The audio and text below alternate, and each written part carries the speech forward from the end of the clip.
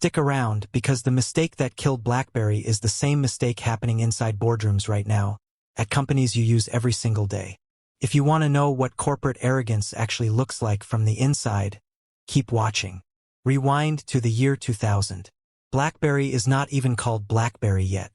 It's a company named Research in Motion, run by two engineers, Mike Lazaridis and Jim Balsillie, out of a college town most Americans couldn't find on a map. They build a pager, not a phone. A pager that can send email. It sounds small. It was not small.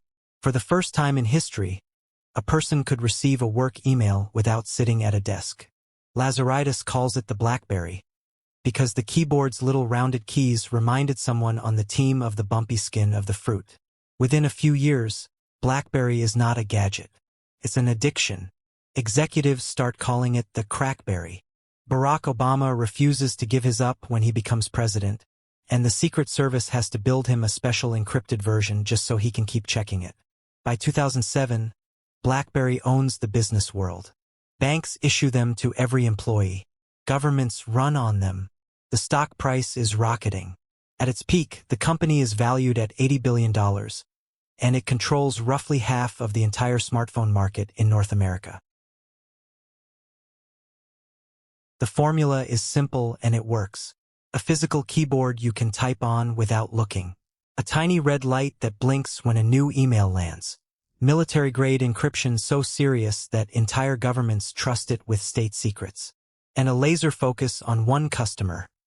The busy professional who wants email, not entertainment. That focus becomes a religion inside the company. Every design decision gets run through one filter.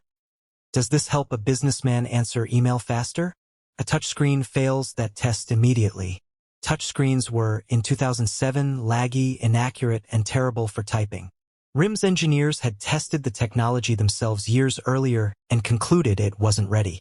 They weren't wrong about the technology. They were wrong about everything else. Because Steve Jobs wasn't trying to build a better BlackBerry. He was building a different category entirely. A phone for watching video, browsing the real internet, playing games, taking photos, and yes, eventually checking email too. The keyboard wasn't the point anymore. The screen was the whole computer. RIM's leadership looked at the iPhone's battery life, which was mediocre, and its typing experience, which was worse than a physical keyboard, and made a call that would end the company. They decided the iPhone was a toy for consumers, and BlackBerry would keep owning the serious, professional market forever. Here's where the fire actually starts. It isn't one single bad decision. It's a pattern of them, stacked on top of each other for 4 straight years, each one dumber than the last because leadership refused to update their assumptions. Mistake 1. They misjudged the customer. RIM assumed the businessman was the permanent gatekeeper of technology purchases. Buy a BlackBerry for your entire company, IT department locks it down. Done. But smartphones stopped being a top-down purchase. Employees started buying iPhones themselves and bringing them into the office. It's called the bring-your-own-device shift, and BlackBerry never saw it coming because they were still selling to IT departments while Apple was selling to individual people falling in love with a product. Mistake 2. The App Store. In 2008, Apple opens it up to outside developers. Suddenly there isn't just an iPhone, there's an entire universe of tools built on top of it. Games, banking apps, maps, cameras, social networks. BlackBerry has nothing close. Their own software platform was old, clunky, and painful for outside developers to build for. While Apple was recruiting an army of independent developers to build its empire for free, BlackBerry was still trying to convince itself that apps were a gimmick. Mistake 3, and this one is almost unbelievable. Internal engineers at RIM reportedly pushed leadership to build a touchscreen, all-app, no-keyboard device years before the market forced their hand. They were overruled. Executives didn't want to cannibalize their own keyboard business, so a competitor did it for them. By 2010, the iPhone and the newly launched Android platform have eaten almost the entire market. BlackBerry finally panics and rushes out its own touchscreen response, the BlackBerry Storm. It is universally considered a disaster. The touchscreen doesn't respond properly. The software is unfinished. Verizon reportedly has to give away free replacement units because so many break or malfunction. A product built in fear, shipped before it was ready, just to prove they could compete. It backfires instantly. Then comes the moment executives still cringe about. In 2011, RIM launches the PlayBook, a tablet meant to fight the iPad. It ships without a native email app. Let that sink in. The company that built its entire empire on email releases a device that can't natively check email out of the box. Reviewers tear it apart. Customers stay away in droves. RIM later has to write down close to $500 million in unsold PlayBook inventory. By now the stock, which once traded near $140 a share, is in freefall. Analysts who once called RIM untouchable start calling for the CEOs to resign. And then, October 2011, the final gut punch, and it wasn't even a strategy failure. It was a straight-up technical outage. BlackBerry's global network, the very backbone that routed every email and message through their own private servers, goes down. Not for an hour. For days. Millions of users across Europe, the Middle East, Africa, and eventually North America lose email and messaging entirely. For a company whose entire brand promise was reliability, the outage is a humiliation from which they never fully recover.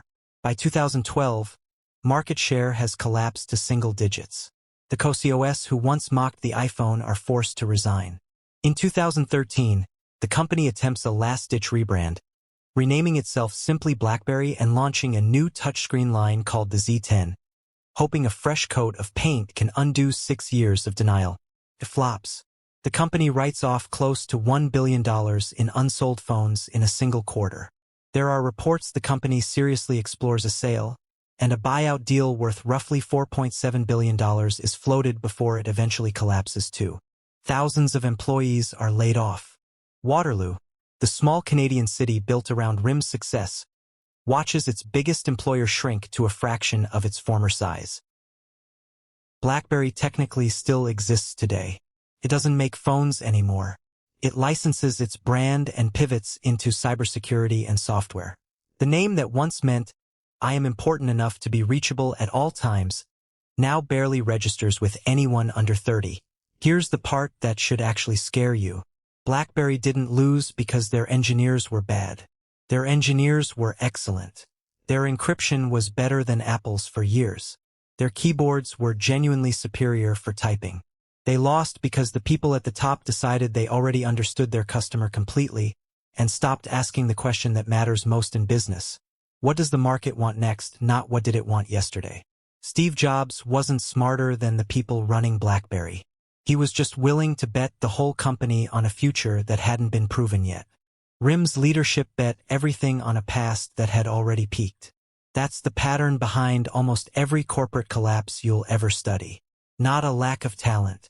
A refusal to update the story they told themselves about who they were. If this kind of corporate downfall fascinates you, subscribe because we're covering the companies that thought they were untouchable, right up until the moment they weren't. And drop a comment telling us which collapse we should break down next, because chances are we're already writing it.